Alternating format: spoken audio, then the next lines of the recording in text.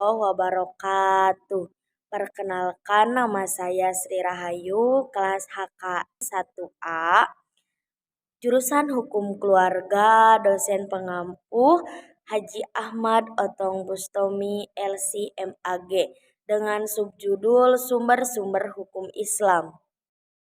Pengertian sumber hukum Islam. Hukum Islam adalah aturan-aturan yang bersumber dari Allah dan Rasul-Nya untuk mengatur kehidupan manusia dalam segala aspeknya. Hukum ini mencakup masalah keyakinan, ibadah, akhlak, serta hubungan sosial, ekonomi, dan politik. Hukum Islam dapat dikategorikan menjadi dua jenis utama dalil. Satu, dalil nakli, dua, dalil akli. Satu, dalil nakli. Dalil nakli adalah bersumber hukum Islam yang berdasarkan teks-teks wahyu. Bersumber ini terbagi menjadi dua, yaitu Al-Quran dan Sunnah dan Rasulnya.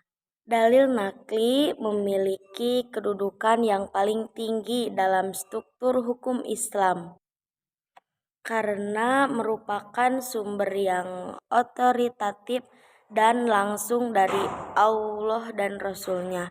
Satu, Al-Quran. Al-Quran adalah kitab suci umat Islam yang menjadi sumber utama hukum syariah. Al-Quran diturunkan kepada Nabi Muhammad SAW selama kurang lebih 23 tahun melalui wahyu dari Allah. Al-Quran tidak hanya berisi petunjuk tentang ibadah, tetapi juga hukum-hukum yang mengatur kehidupan manusia dalam berbagai aspek seperti muamalah atau hubungan antar manusia, pidana, perdata, dan sebagainya. Yang kedua, sunnah. Sunnah adalah segala perkataan, perbuatan, dan ketetapan Nabi Muhammad SAW yang menjadi sumber kedua hukum Islam setelah Al-Quran.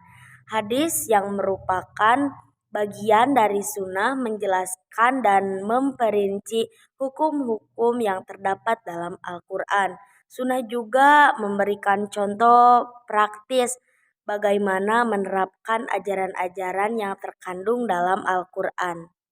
Peran dalil akli atau dalil yang bersumber dari akal atau penalar logis dalam pembentukan pemikiran Islam dan penalaran agama sangat penting, terutama dalam beberapa aspek berikut.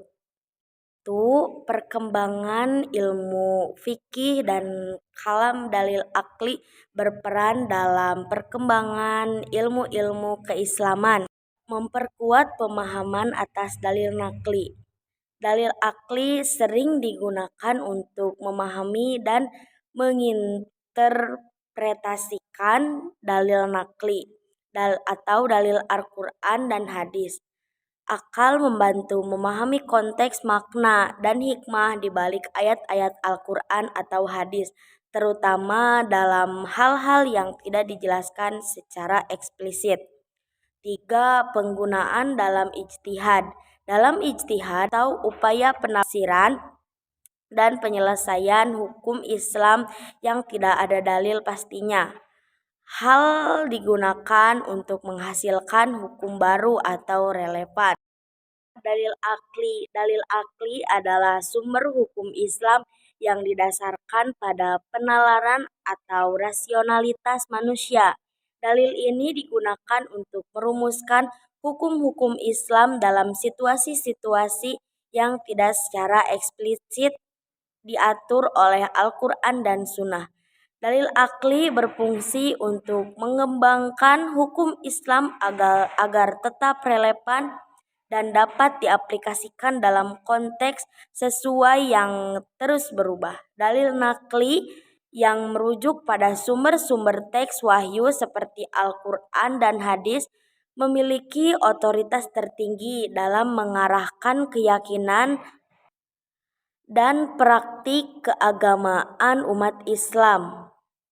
Metode yang termasuk dalil akli, contohnya itu adalah ijma atau konsensus ulama. Ijma adalah kesepakatan para ulama dalam menerapkan suatu hukum setelah wafatnya Nabi Muhammad SAW.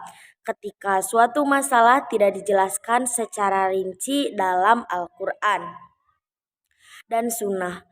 Para ulama dapat melakukan ijtihad atau penalaran hukum dan mencapai kesepakatan bersama.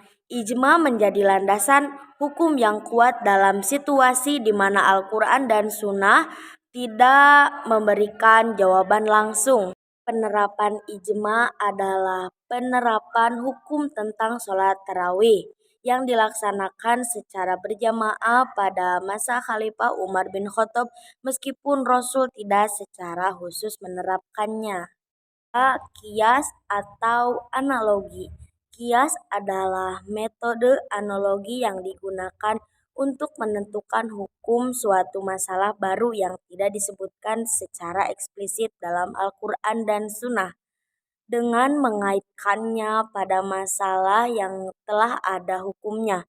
Kias dilakukan dengan memperhatikan persamaan ilat atau sebab hukum antara dua masalah tersebut. Contoh penerapan kias adalah menetapkan hukum narkoba sebagai haram. Meskipun Al-Quran dan Sunnah tidak secara langsung menyebutkan narkoba, hal ini dilakukan dengan menganalogikan khamr atau minuman keras yang dilarang karena memberikan efek memabukkan dan merusak akal. Istihsan adalah metode pengambilan keputusan hukum dengan memilih yang lebih ringan di antara beberapa alternatif untuk mencapai tujuan keadilan dan kemaslahatan. Istihsan diterapkan ketika metode kias dianggap tidak memberikan hasil yang adil atau maslahat. Maslahah mursalah atau kemaslahatan umum. Maslahah mursalah adalah penetapan hukum yang tujuan untuk menjaga kemaslahatan umum umat manusia. Hukum ini diterapkan dengan mempertimbangkan aspek kebaikan dan kesejahteraan masyarakat meskipun tidak ada naskah atau teks yang secara khusus mengaturnya. Prinsip maslahah mursalah diterapkan untuk memastikan bahwa hukum Islam tetap relevan dan sesuai dengan kebutuhan zaman. Kesimpulannya adalah sumber-sumber hukum Islam terdiri dari kelompok besar yaitu dalil nakli yang berupa Al-Quran dan Sunnah, secara dalil akli yang meliputi ijma, kias, istihsan, dan maslahah mursalah. Kedua jenis dalil ini saling melengkapi dalam pembentukan dan pengembangan hukum Islam dengan dalil nakli sebagai landasan utama dan dalil akli sebagai instrumen untuk menjaga relevansi hukum dalam menghadapi perubahan zaman. Hukum Islam yang bersifat dinamis dan fleksibel mampu menghadapi tantangan zaman berkat kolaborasi antara dalil nakli dan dalil akli sehingga tetap dapat menjadi pedoman hidup bagi umat Islam dan segala tempat dan waktu. Sekian materi dari saya. Mohon maaf bila ada kesalahan. Wabillahi taufiq wal hidayah. Wassalamualaikum warahmatullahi wabarakatuh.